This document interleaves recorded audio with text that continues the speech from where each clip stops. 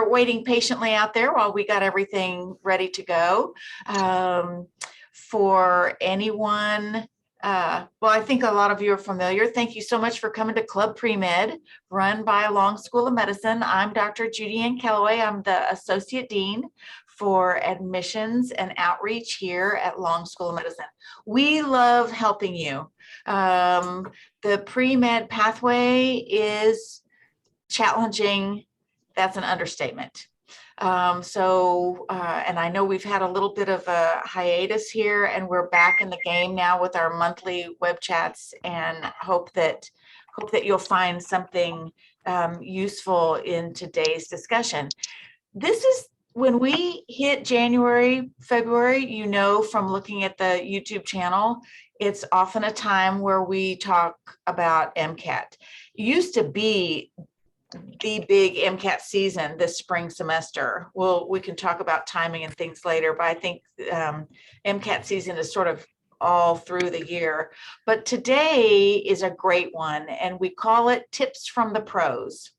And so we have with us students from Long School of Medicine who had they successfully navigated the MCAT and have lots of great tips for you. Before I introduce them, I want you to know, you probably know Vanessa from the A team. She's there with us, helping support our day. I'm sorry, I interrupted you. Say hi. I just said good afternoon, everyone. Thanks for joining. And let's see. So let me go ahead and introduce you to our Long School of Medicine first year students. They've got some recent experience then with the MCAT. Connie Miranda. And if anybody actually has out-of-state questions, she's representing out-of-state students also. So there's Connie Miranda and Justin Rowe and Moses Alfaro. So they are here, and I'm going to talk a little bit later. In this one, I try not to talk too much because they are the experts there. It's been a long time since I took the MCAT, but we're going to try to let them talk most of the time. Probably the latter half of this hour, we have your questions here. And so we'll get to answer some specific questions. So we're watching the chat as well. Okay. So Connie, I'm going to let you start us. Okay. And if it gets to be about 10 minutes or so, Vanessa or I will give you the cue to sort of start to pass it along to somebody. So everyone, I'd like you to meet Connie Miranda. Hello, everyone. I'm going to introduce myself real quick. Like Dr. K said, I am from Florida, so I came to Texas, but I'm originally from Mexico. So if you have any questions about that application process from out of state, I'm all ears. But MCAT-wise, I took it 3 times. I took it the first 2 times during my junior and senior year of college. Or no, actually both of them were in my junior year. One was at the beginning and the other one was at the end. And the first one was in the 500s, and then the second one was it was 500. And then the second one was lower. And so I still was stubborn enough to still apply to medical school like that.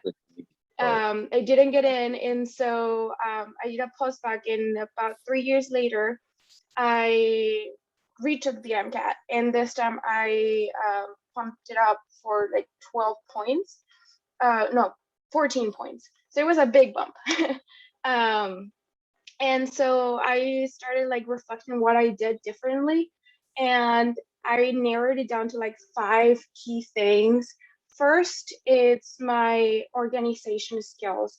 I had to I am a big spreadsheet kind of girl, and so what I did, it was organizing all the materials that were available for me, like Kaplan or AMC, things like that were available. And then I made a timeline or deadlines that will help me stay on track.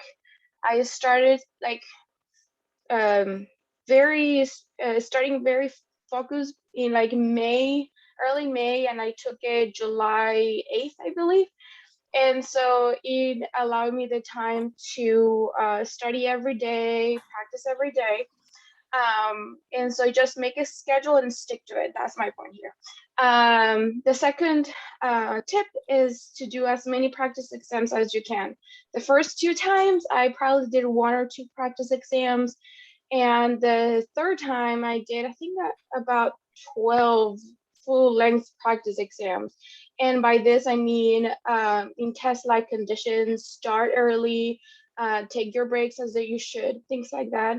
And then after you're done, make sure to go back and ask yourself, why did I get this wrong? Because it can be, I didn't know the question, or I didn't read it thoroughly, things like that, especially cars. I mean, for me, cars was just not that great, but why did I get this wrong? And like I said, identify your weaknesses. So like cars is one of them and physics is another one of mine, and just work on them. And so the way I realized what my weaknesses were was I did the quizzes at the end of each chapter in Kaplan. I don't know if any of you have them, but I did the quizzes before I read the chapter to identify which chapters to focus on. And after that, after I identify which ones were like my red flags, I not only reviewed the chapter, but also did like random practice questions that Kaplan also offers, like not the practice exams, but random questions. And then like fourth thing I did was equation flashcards. So I wrote every single equation possible, even these super easy ones. And I did 3 piles, daily review, weekly review, and monthly review. And obviously the easy ones were like just every month, just a refresher, just to like have it on top of my head which ones they're gonna ask me or they're expecting me to know for the Mcat. But the harder ones obviously were in the daily review, just to like get used to them. And so by the time that the Mcat arrived, it was so much easier. Like you have no idea how much easier it was for me. And then the last one is like just, I mean, for me, like I said, cars was just not fun. English was my second language. And so I did a daily cars passage just to like help out with that. That's about it. So I'll ask you a question and we'll do, so everybody think of questions that you have for Connie and Justin and Moses, because we'll do a big Q&A in a minute. But when you say you did a cars section, could you give people a resource or some resources? Like how did you Google cars packages, or did you use Kaplan materials, or? So I had a self-paced Kaplan course. People have asked me if I recommend that over like the in-person one. Truth is it's a matter of how you learn. I learn more by doing it by myself than someone like talking to me. And so that self-paced Kaplan course included all the practice exams, the random questions, and including the random questions were like cars passages that you can select. Great. Okay. Thank you. Thank you very much. Lots of good things. As you can see, I'm taking notes on this to help the next time we have to talk about this. Yes, very good. Justin, tell us what are your best pieces of advice? So I had to take the Mcat twice. And the first time that I took it, I made a 504. And I took that at the end of my junior year, going into my senior year, and then took the test again during my first gap year. And I ended up taking 2 gap years. And so again, I made a 504 and then a 516.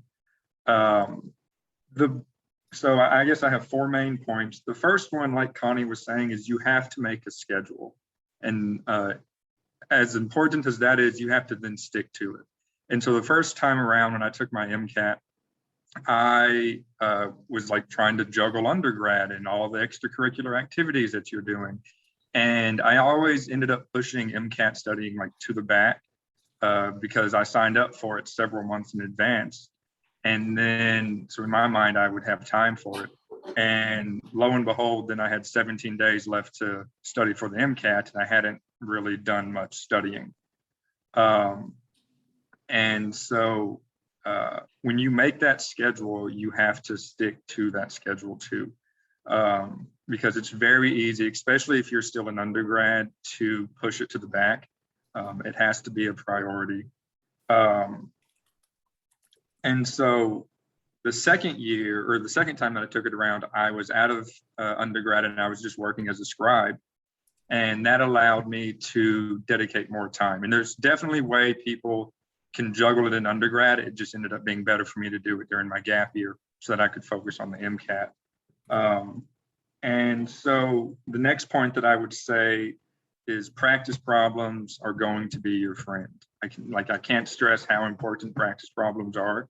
And I'll get into like where you can find some different practice problems and what I used. But the reason that practice problems are so important, and I kind of touched on this last year, and I'm going to bring this metaphor back, is the practice problems for MCATs are like shooting free throws. What I mean by that is if you want to be the best free throw shooter in the world, you're not going to go to the library and read books on free throws. I mean, you might a little bit, but you're going to practice shooting the free throws. Because at the end of the day, you can know like, okay, I need to get my elbow in, I need to get my arm up, but it's not going to make a difference if you don't actually apply that knowledge. And the MCAT is the same way. If you're not actively applying what you're learning, then you're not seeing how the MCAT wants to ask you about it.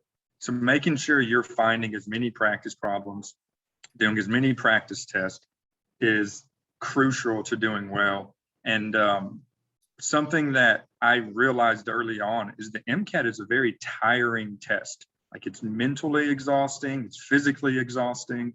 And so if you don't do a lot of practice tests to build up your endurance, I found myself taking those practice tests and in the psychology section, just like, I don't care, just get me through this during the practice test because it's mentally draining. So you have to build up that endurance. You do that with practice problems. And then like Connie was saying, it's important when you do these problems to replicate the testing environment. And so whether it was just a focused set of practice problems or an actual test, I was always under the timer, making sure that my practice problems, like I wasn't taking too long on them. I was never looking at my phone. I always put my phone down and it was time to study for the MCAT. And so replicating that testing environment will help build up the endurance and will help prepare you for what it's going to be like when you actually sit down and take the test. And so like for me, like whenever I was taking a practice test, that day would look like waking up at the same time I would on the day of the actual test, driving to a library, to a room I have reserved, sitting down and then going through the practice problems, walking out of that room if I had to go to the restroom to replicate traveling those distances. Because a lot of people don't realize like you still have time that you have to account for to walk to the bathroom or to eat your lunch. And so replicating that is crucial. So practice problems are your friends. The resources that I used, I really focused heavily on Kaplan. For the first time around, I did the in-person study session. And truthfully, I don't know if that helped me, if I used it as well as I should have, because that was during my undergrad. The second time around, I still had the 7 books that Kaplan provides you, and I use those as my basis for knowledge. And so each day I would go in and do anywhere from 40 to 80 practice problems. And Kaplan has what's called a Q bank, which lets you select like the section you want to focus on, how many problems you want to do. And then after I would complete those problems, I'd go through every single answer choice and say, this was right for this reason, this was wrong for this reason. And I had a running like note sheet separated by section of things that I got wrong that I would review periodically at the end of the day, at the end of the week, kind of like what Connie was saying, you kind of space it out. And the easier stuff you don't have to review as frequently, but it is important to review those things that you struggled with. And so the Q bank was huge for me. The practice tests were huge for me. And then even like AAMC gives you, is it 2 or 3 free practice exams or something to that extent? And so finding those practice exams from other resources is critical. I think I was looking back over some of the pricing for that second time around, and I think I probably spent around $400 to get all the resources I needed. Of course, there are packages that go a lot more expensive than that, but it is worth your while to find as many practice problems as possible. So that would be my advice. Great, thank you so much. Lots of good things in here. Good, thank you so much. Moses, please tell us how you created success on the MCAT. Yes, of course. So a little bit about me. I went to undergrad at UT. I'm from Corpus, and I ended up taking 1 gap year before I came to medical school.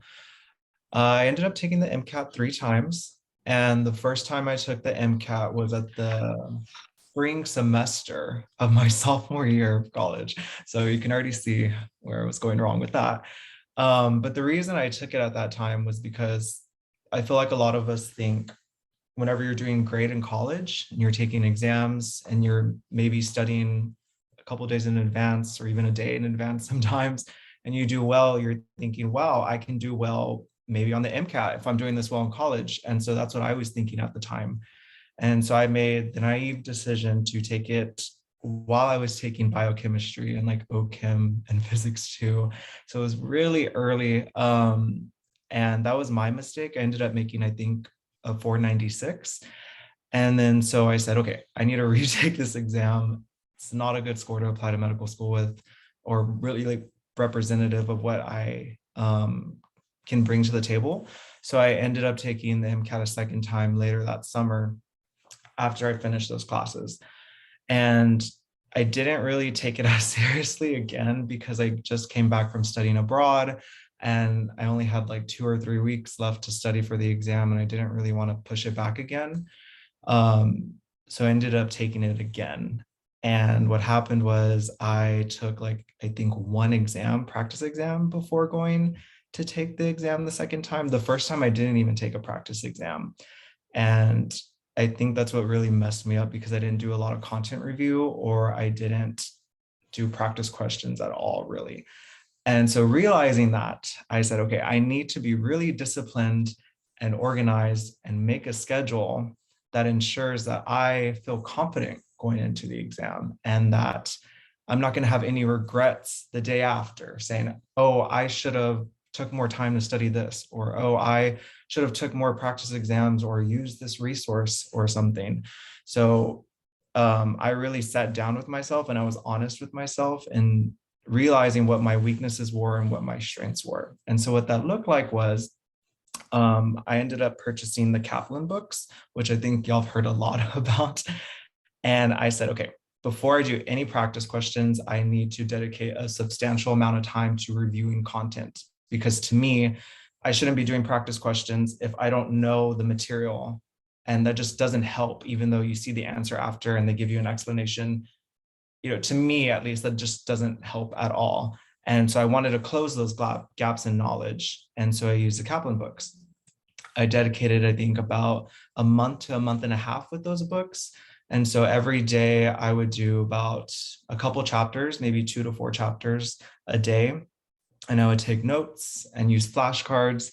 I still use flashcards in med school, but I really wanted to close the gaps in my knowledge because anywhere you go to undergrad, you're not going to learn everything you need to take the MCAT. That's how I feel, at least. I mean, maybe it's not true for everyone. Maybe some colleges do teach you everything. But for instance, like psychology and sociology, I took those classes in undergrad and most of the terms that came out on the MCAT, I did not see in my classes. Like they taught me something totally different. So that's why I thought it was very pertinent for me to purchase these review resources to where I am getting the knowledge that's required in order to do well on the exam. And after I did content review, I ended up doing practice questions like UWorld and the AAMC practice exams. But oh, sorry, before I get into that, whenever I was doing my content review, I looked at the Kaplan books for everything but psychology, sociology, and physics, because there's a lot of reading involved. I don't like reading a lot. I'm more of a visual learner, and I like listening to a professor talk and me taking notes and stuff. So for psychology and sociology, Khan Academy has really good videos, and I would watch 1 or 2 a day based on the certain topic they were teaching, and I took notes off of it. And that really helped me because I was not good in psychology or sociology, even though a lot of people say it's the easiest one. It was always my weakest one.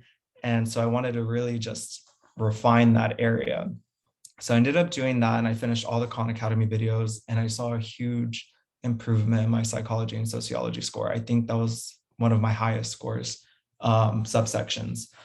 I think I went from like a 119 to 130 or something. So it went really high in that section.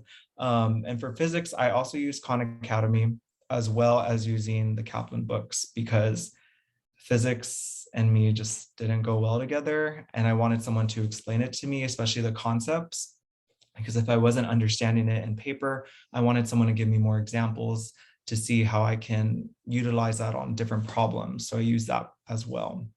And I thought they were very helpful. I know that may not work for everyone, but to me, being able to see it visually and also on paper was really helpful.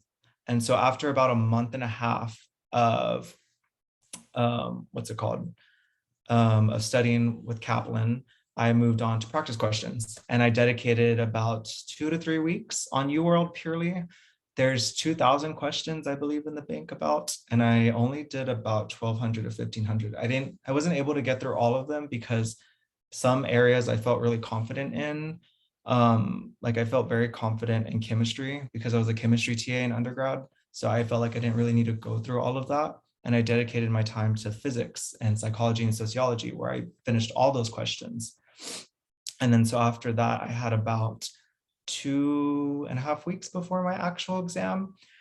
And I used the 4 practice exams that AAMC has on their website that you can purchase. I don't remember how much they cost, but I don't think they're as expensive as UWorld. UWorld's like $200, I believe, around that. So I ended up purchasing all of them, and I spaced it out to where I had enough time before my exam to review everything. So I would take an exam on one day, see my score, and the next 2 days I would review every question. Even if I got it right, I wanted to see why the other ones were wrong still, because maybe there was a term that I didn't understand or know. And like, yes, it wasn't pertinent to the question, and it was kind of like an outlier, but maybe on a different question on the actual exam, that same term would come up. And so I wanted to understand it and be prepared, because I don't think they would give you answer choices that you shouldn't know, if that makes sense. So I did that, and I found that that really was helpful. I remember my first practice exam, I shot to like a 514, and then it stayed around like a 514, 512 for the 4 practice exams, and I ended up getting a 512. So that was really helpful for me. And I thought the practice exams were very indicative of how I would do on the exam. And I felt so much more prepared than the previous 2 times that I took it, because I actually sat down, made a schedule, was disciplined with myself. I was being truthful to myself in what I didn't know. You know, I didn't really want to study physics that much. I don't really particularly like physics, but I had to sit down with myself and say, okay, it may not be fun learning it, but if I want to do well, I need to understand it, and I need to dedicate time to it, because I feel like if you don't really like a topic, you kind of just push it to the back, and you like seeing when you do well. And I loved when I was doing well in like biology and chemistry because I was a chem TA. So I didn't like seeing when I was doing bad. And I think that's the biggest thing that I've seen with my friends, especially, is just, we just aren't really truthful with ourselves. And I think being realistic is the best advice too, and what you need to do to study. And I'll end with this. it's okay to push back your exams too. You know, everyone wants to apply early and everything, and that's great. But if you're not presenting the best application, you're not doing yourself any favors. It's better to submit later in the cycle than early. Later with a better score than early with a lower score. It just does you better in the cycle. So I'll end on that. Y'all did a great job of presenting really wonderful advice. I hope everybody took notes. I was taking notes, so maybe we'll get to put those out there for you, or Vanessa will figure out maybe even how to get those notes to you, just in case you missed something. Excellent. I wanted to tell y'all a couple of things, and then we'll open it up for questions and answers, okay? We usually have Petros Manasi. He's a master teacher from Kaplan. We were doing him every year for a while. 1 or 2 of his videos are out there on the YouTube channel if you want to review them. So these first couple of tips are from him. He says the MCAT is a mile wide and an inch deep. So it covers a lot. And I want Connie and Justin and Moses either in the chat or with emojis or something to say yes or no, or I disagree, or here's my take on that. Always, please respond. And if you need talk time, just please unmute and tell us. But there's lots of topic, but they're not really in depth. He also says you need more than content. Excuse me, you need to be able to apply the material that you're learning. He says that biochem is heavy on the MCAT. He also says the more that you get right, the higher your score. So meaning, for example, if you're stuck on a question that is taking you 5 minutes, move on for now and get 3 questions right, instead of working through this thing that you're not sure of, the formula is not at the top of your brain, maybe come back to it later. So you're scored on correct answers. So don't get bogged down like that. Pardon me. Then let's see. Then I have some other general things and some specific things I like to tell you. In terms of resources, all 3 of our pros today mentioned Kaplan, AAMC, Khan Academy, great things. And the AAMC has a special subsection of low resources, free or cheap things that you can buy. It really is a fortune.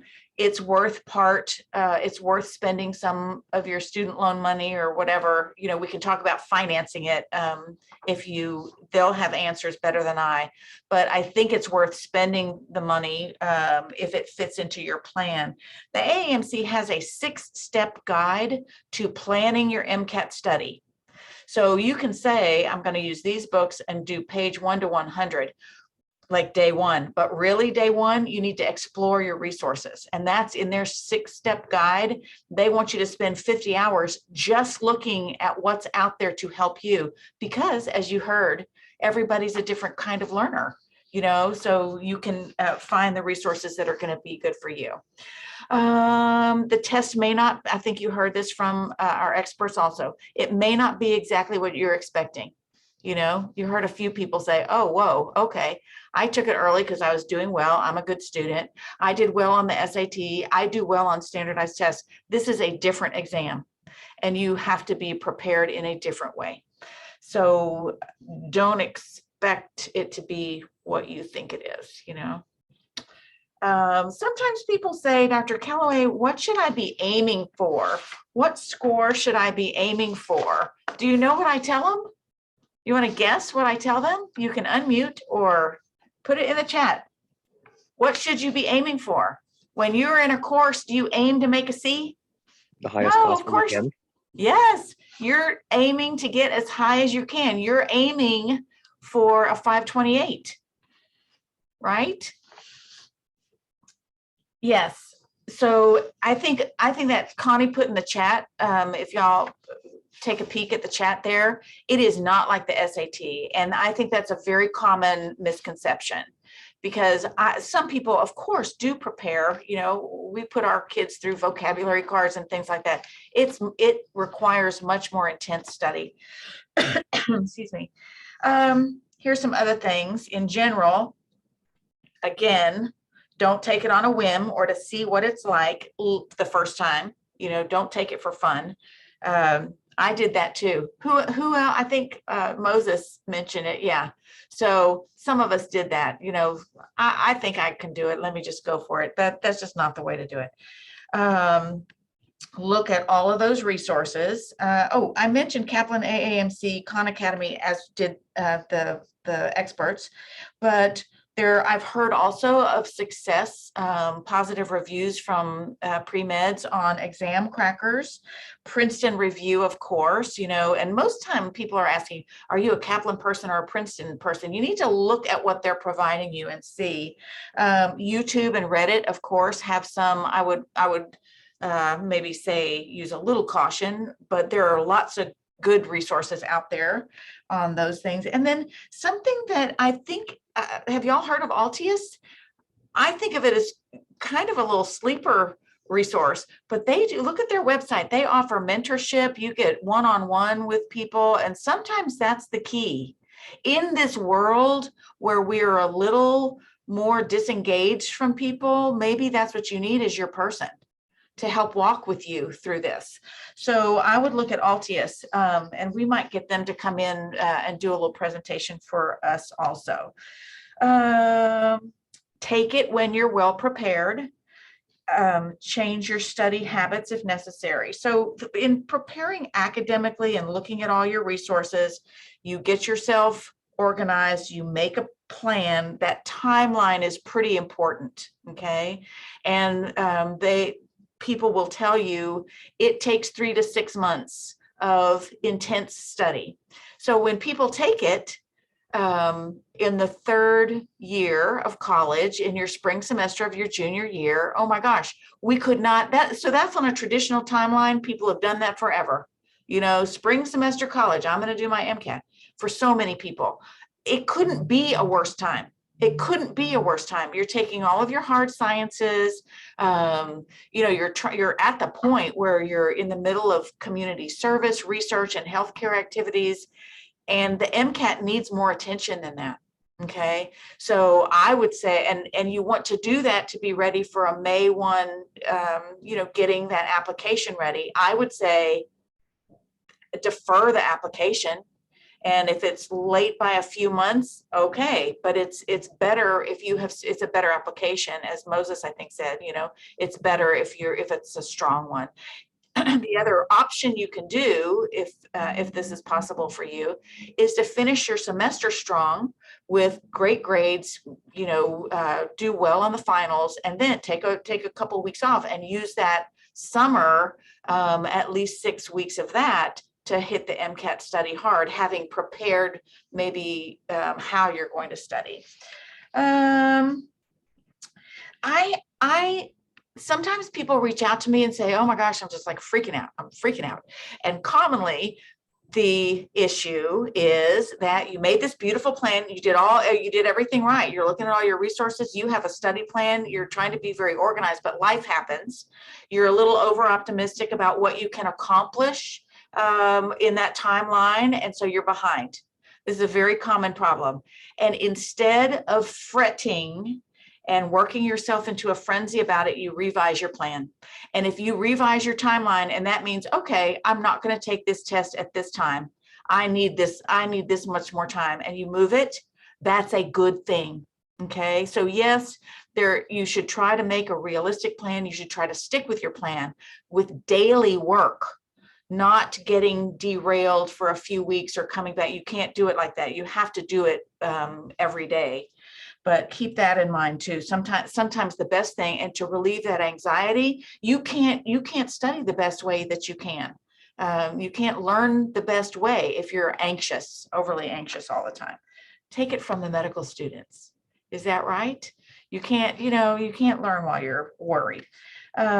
include lots of recall. Those are those practice tests and question banks.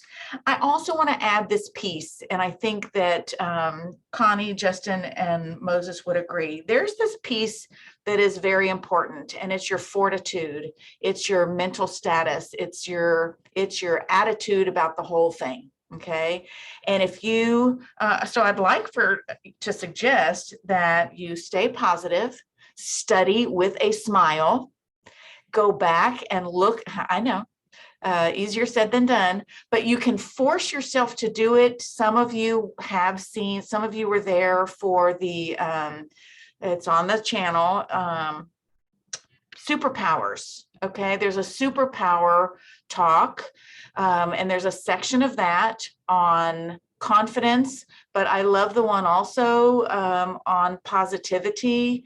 Sean Acor's TED Talk is what a lot of that is based on. If you can change your attitude, if you just force yourself to smile. Do you know this? If you're smiling and you're feeling good, you turn on 2 big learning centers in your brain. Do you know that? So when you're studying with a smile, so in that presentation, I think I even suggest, why don't you look at some beautiful photos, you know, of your family, people you love, look at things that make you feel good, read some funny memes, something that lifts your spirit before you study. Be in that, so you're turning on good cognitive centers in your brain when you do that. Plus it just feels better than going, oh my God, I have to do physics today, which brings me to, they say, and they might not say it exactly like this, but you've heard this before, and our team here said it, eat the broccoli first. You know you're great at biology.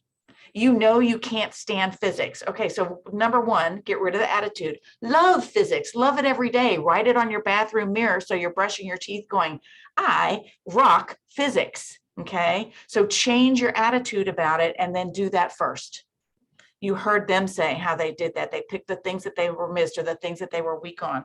So recognize that, do a realistic review, and then be positive about it. And I said, don't let the timeline thing throw you off. In medical school, there's a lot going on. I already said, did I say this, or did I say this to Connie, Justin, and Moses? I'll say it again because it's worth repeating. The Mcat is not going away. You know, step 1 is turning pass fail in admissions offices all over the country. We talk about this all the time. It's not going away. Very few schools eliminated the Mcat requirement during 2020, but it's back. And it's not going anywhere, okay? And there are some good reasons for that. It's not just a hurdle that's been there forever. We did it, so you all need to jump through it.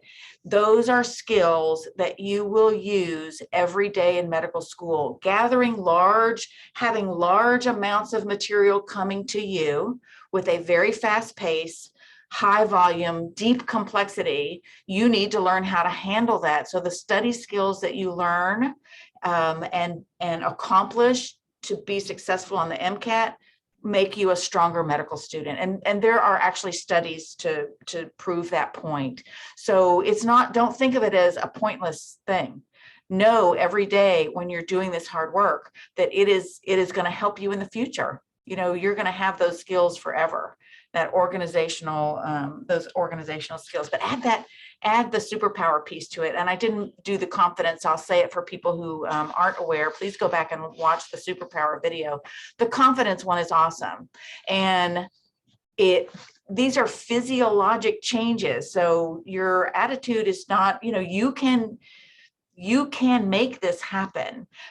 You can make yourself more confident. And I think that that's a great way to start attacking this study, and will make you feel so much better when you're walking into the Prometric Center to take that test. Look at Amy Cuddy's TED Talk that I reference in that YouTube thing, the superpower presentation. She tells us with her research that when we just act in a confident way, if we stand in the Wonder Woman pose for 2 minutes, it's true, your physiology changes. And when they measure saliva, your anxiety hormone, the stress hormone cortisol, goes down significantly. And your courage, I can tackle this, I'm going to get after this thing, the testosterone goes up in all of us. So it's real. So if you stand there, if you stand in a pose of confidence, it's already, you're ahead of the game. But what if you stand there then and say to yourself, I can do this. I'm happy about this. I can't wait to go study today. I can't wait to take this test and show everybody what I learned, you know? So use those pieces. I think they're important pieces. So, okay. Are there questions in the chat? I need to scroll up and look at the chat. Does anybody want to raise their hand? I've got a list of things that you submitted. Do you have some questions that you'd like to ask our panel? Luis, how are you today? Pretty good. Good. Pretty good. Yeah, I had a question about I know many of you mentioned about organizational skills, and how did you organize your schedule for like your second time around or third time? Did you like do more content, or did you do more practice, or in that regard? Thank you. I can answer this question. So I mentioned the spreadsheet, but also like Google Calendar is my friend. And so I schedule every day, keeping in mind that ideally you will have like 1 day of a break, right? But on a study day, I will have, I think it was like 2 chapters that I reviewed a day. And then the rest was only like practice questions and going back to review what I had gone wrong the previous days, things like that. So like 2 chapters a day and practice questions was my day-to-day. And for me, I used my second time around, I used practice problems to guide my studying. And so the mornings, I would start at whatever time my MCAT was scheduled to start, and I would go for 3 hours of doing practice problems. The day before, I determined like what sections I would focus on, and then I would stop for lunch. And then in the afternoon, I would review those practice problems. And so to me, I found like that helped me break it up so that I could go from test taking mode to learning mode. And then by, supper time, I'd take a break for supper. And then in the evening, just review over all the notes that I had written down to make sure that I was actively understanding it and not just passively writing it down. So I broke my day-to-day up into thirds. Very helpful. Very helpful. You good, Luis? Did that Yes, help? thank you. Okay, super. Caitlin, how are you today? What have you got for us? Hi, doing well. Thank you so much for putting this on for us. And thank you, Connie, Justin, and Moses for giving us your advice. It sounded like the 2 things that all of y'all agreed upon was making a schedule and sticking to it. And then also, like Moses said, knowing yourself, being honest with yourself, and spending more time on your weaknesses rather than maybe on your strengths. For Connie, I know that you said you used flashcards as a way of learning equations or just seeing them. How did y'all handle learning and memorizing amino acids? Because those are all over the MCAT. Some of it is just you either know it or you don't. How did y'all approach amino acids?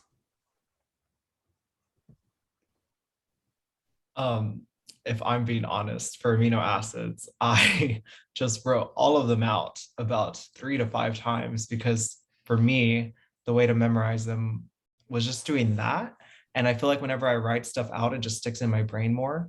And I also supplemented that with, I would write like the structure on a flashcard and then I would guess it on the back, like, okay, what amino acid is this? Because I think sometimes in the MCAT, they will give you a structure, maybe sometimes, I'm not too sure. And they'll ask you, what is it? Like, what amino acid is it? So it sounds like flashcards helped you with that too. Thank you, Moses. Connie, Justin? Yeah, I was going to say I used flashcards, and on the front, I would have the structure, just the structure. And on the back, I would have like the associated, I don't remember what it's called, but like whether it was like hydrophilic or whether it was an acidic amino acid or whether like what the specific pKa value was associated with it. And so on the front, I'd get the structure. And then in my mind, I would quiz over everything that I know about the amino acids. And I tried to do that maybe once a week or so just to keep them fresh because they are important. Right. Thank you. Thank you. That's great. Y'all all know about digital. Y'all are all using digital flashcard systems, right? Like Quizlet or Anki. So if you haven't heard of those things yet, I think those are good. The chat, you all should be able, we have that functionality always turned on to get the chat because people are putting some things in the chat also. So please, everybody's a pro at something. So if you've got some other ideas to share with people, other resources and things, please put it in there. Moses did add Blueprint as a resource, and Connie added, I'm saying this for the recording, for people out there watching later, Mcat High Yield Science, Mcat Workout, and Mcat 528. So, so please feel free to save the chat for some of the things you might want to know. Lena or Lina? Lena, how are you today? I'm good. How are you? Thanks for being here. Great, thanks. What have you got? So I was gonna ask for the flashcards because a lot of y'all mentioned flashcards. Did any of y'all use Anki during your studying, or was it just like tangible flashcards or Quizlet? Because a lot of times I'm seeing that people are recommending you use Anki to sort of like get used to it and like all that spaced repetition stuff. But I just, wanted your opinions on that for MCAT studying. Connie, what did you use? I didn't know about Anki until I started medical school, and now it's all I use. So right now, I will recommend getting it like a head start and start figuring out Anki because you need it's not like as easy as Quizlet. And so yes, Anki is great, but if you're asking like how I did it more handwritten because like Rosa said, I like learn best by handwriting them, and so whatever flashcards I did, it was handwritten back then. Justin, what did you use? So like Connie, I had no clue of Anki's existence, but today it is all I use to get through my classes. For the MCAT though, I don't know if I know people have used Anki for the MCAT, especially for psychology and sociology, because that is such a heavy like definition based part of the test. So I've heard of people using it just for that section. But I think like the key thing that you need to focus on is like doing those practice problems, and Anki will help you learn whatever you put into it very well, but it won't help you address your weak sections. And so the way you determine that is by doing practice problems. So if you don't use Anki for the MCAT, I wouldn't say it's the end of the world. In fact, knowing what I know now about Anki, if I had to study for the MCAT, I probably wouldn't use it, even though I use it every day for med school, just because to me, the MCAT is very much like learning how they're going to ask the question as much as learning what they're going to ask. Yeah, that Thank helps you. a lot. Thank you. Anything to add, Moses? The only thing is I don't use Anki. I just still use flashcards, even in med school. There are some studies that say when we type our notes or do things digitally instead of write them out, there might be some processes about learning that are better. But certainly those things are widespread. I wanted to ask, is Anki shareable? Quizlet is shareable if you look for the specific titles and make your, so if you're studying with a group, for example, if everybody comes up with 5 questions, then you've got 15 or 25 questions on the topic and they're shareable. Is Anki the same way? Does Anki? Yes, you can share, so you can pool your resources. Anki, Quizlet's free. As far as I know, still Anki, there is a charge. There's a charge per device. So One thing, sorry, Dr. K. Oh, fine. Just like Quizlet, you can like Google flashcards for Quizlet, right? Same thing with Anki. There's Anki's available in the web, so that's something worth looking into if you don't want to like get familiar with how to make your own flashcards. Okay, great. Thank you. I'm going to put, there is a question on one of the MCAT resources, a resource that says what's on the MCAT. So I'm not really sure. We've got some questions going in the chat. I am going to add, this is not an answer to that question. I'm going to add the PDF download from the AAMC that is the guide to your MCAT preparation. So I'll add that in the chat so you can pick that document up from the chat. Carolina or Carolina, how do you say it? Oh, Carolina, thank you. Great.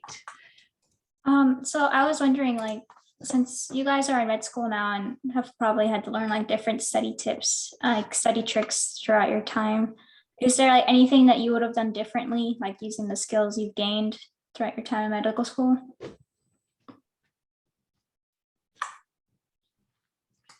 So you're asking like the transition of those skills, the things they're doing for the MCAT study or did for the MCAT study. What are you still using now? So Anki's new, so you could get a jump on medical school that way if you wanted. What else? What other like things are transitioning and helpful to you in the medical school transition? One thing something that I heard during orientation for medical school, and it has stuck in my mind ever since, was that every day you need to eat your pancakes. Otherwise, the pancake stack will like accumulate.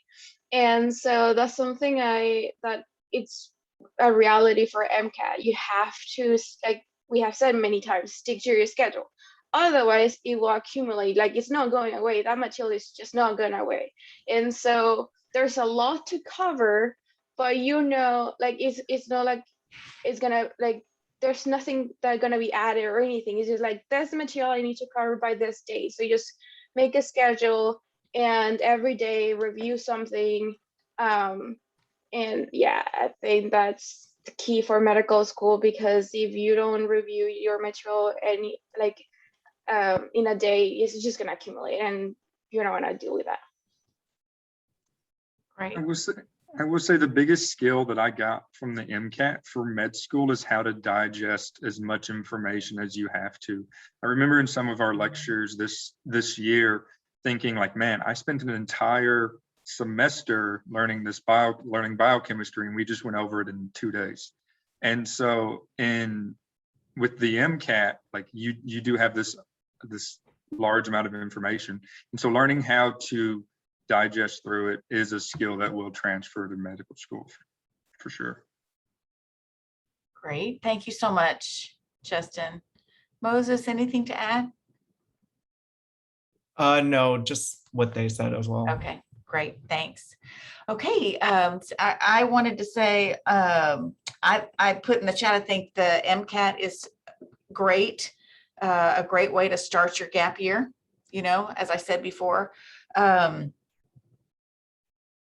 And I forgot what else I was going to say. Oh, in medical school, they're not going to put you in the middle of a heavy module. They're not going to say, oh, you're in the cardiovascular module, but now be studying for your licensing series. You get time off to do those things. So I think you need to replicate that when you study for the MCAT and not have too many other things going on, because you will get those standardized study test skills that you're doing for your licensing series. They're going to give you time for that. So you should take the time for your MCAT too. Stefan, hi, how are you today? Hi, I'm doing good. Thank you. Good. And thank you everyone for taking the time to do this for us.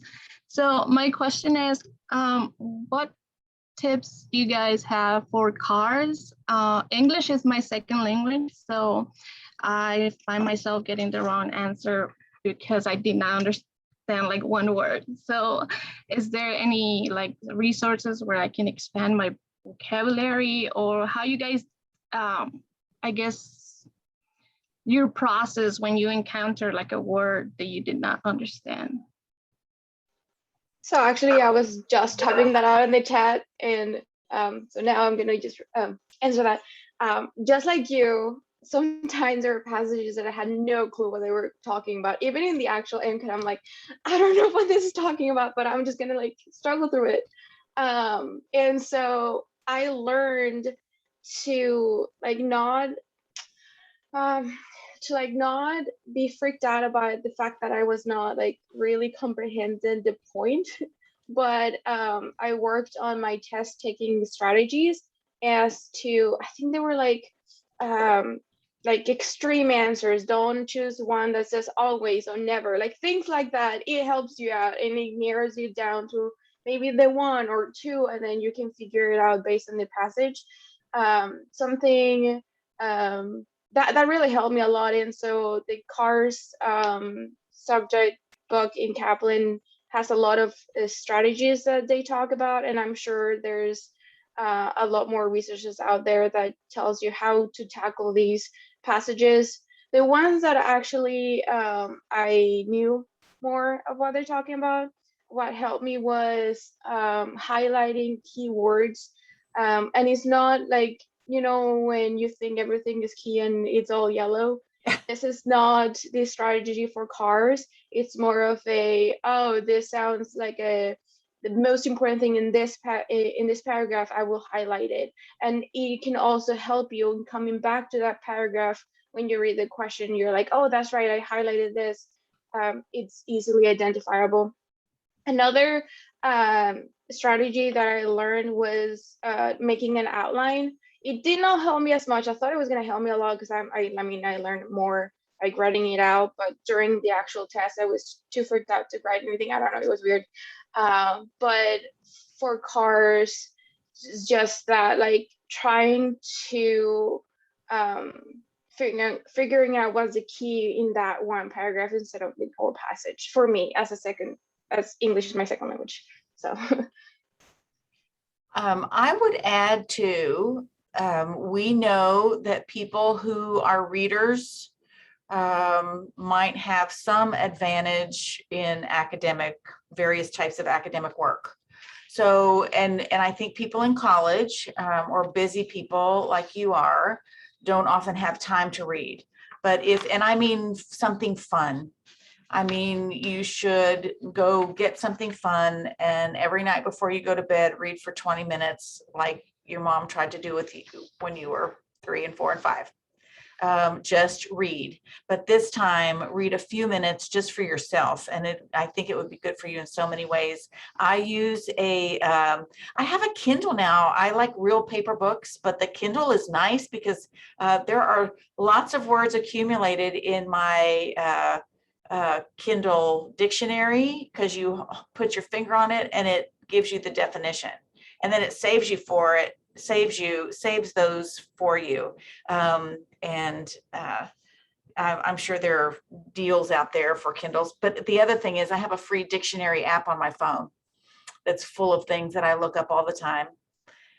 So that might help too. Okay, are y'all, have we answered? If you have a question in the chat that we haven't gotten to, please just unmute and let us know what that is. In the meantime, there were questions submitted. There's one that we addressed a little bit. We sidestepped it. We just brushed by it about affordability. If you can't, I can't believe that these Mcat courses are thousands of dollars, but they are. People have success using just solely free resources like Khan Academy. So that's the one that bubbles to the top for frequency for me. When people don't do a course and they need some resources, you can get it off of Khan Academy. They have partnered with AAMC. Used to be free. I think they were charging, and then in COVID they fixed the price a little bit. I don't know. Caitlin's nodding, so if you know some details, please give them to us in the chat. Seems like everything is free for Khan Academy right now. Okay. So. That's great. And when you go there, Khan Academy does everything, right? Little people, big people, like all kinds of fields. So I think if you're saying you're studying for MCAT, they give you, they have resources there gathered for you. You don't have to sort them out, right? I think. So good. Thank you. So self-study, people are successful when you do self-study. What do you need? You need to be organized And you need to have discipline in attacking that organized plan that you create.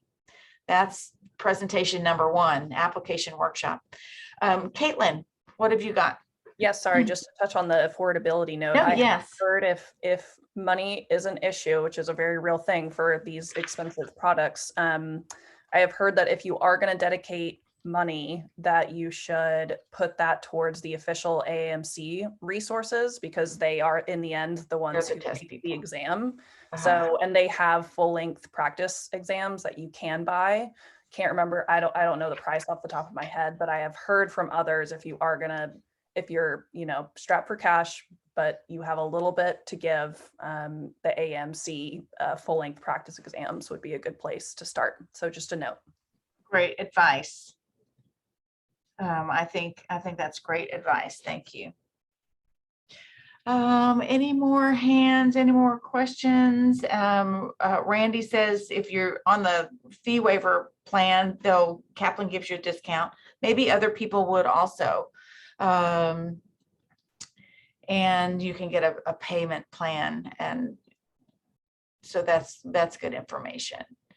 Anything else? We're running out of time.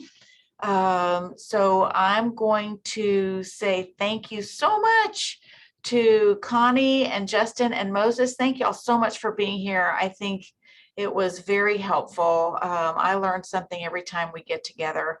I want you all to download the chat in case some of those resources will help you there. And we can also see if we've got some things to send to you later. Vanessa, thank you for taking care of us there in the background. Appreciate it.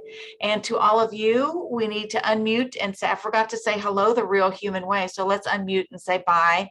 And we'll see you next month.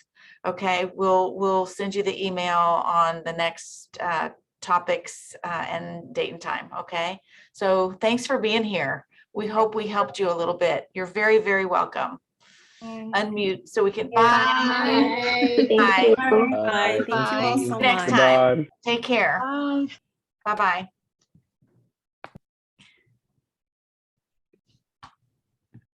That was a lot of fun. And I think we got some good, I'm going to turn the recording off.